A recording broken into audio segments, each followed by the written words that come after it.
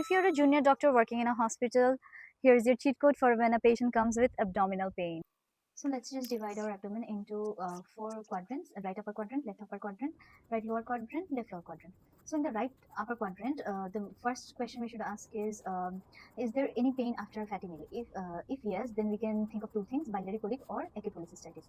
So how do we differentiate in between those? In biliary colic, the pain will be intermittent or colicky, but in acute cholecystitis, the pain will be persistent. Also, in biliary colic, there won't be any fever, but in acute cholecystitis or in kind of cholecystitis, there will be fever, of course. And the second thing we need to check is there associated fever and jaundice along with right upper quadrant pain. So then we will think of cholangitis.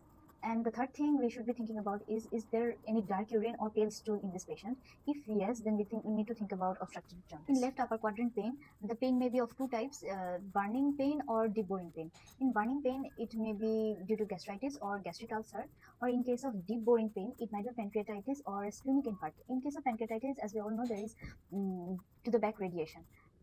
Also, one very important history we need to take in case of left upper quadrant pain is there any history of trauma, because there may be a splenic rupture, and in that case it is a surgical emergency. In right lower quadrant pain, the first question we need to ask is if the pain has migrated from the umbilicus.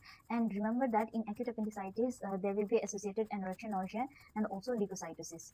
So due to high fever and low fever, we can differentiate it in this way. In low fever, we need to think about early appendicitis, but in high fever, we need to think if it may be perforated appendix. One very important history is if the patient is female, if there is abdominal pain in a pregnant person, there is a very high and likely chance that it may be ectopic due to ectopic pregnancy, and which is also a surgical emergency. So we need to be very careful about left quadrant pain. There, one question we need to ask is about the bowel habit.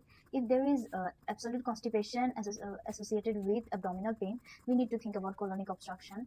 Also, if there is diarrhea in association with the pain, we need to think about infective colitis. Here, the history of fever or recurrence of diverticulitis is very important.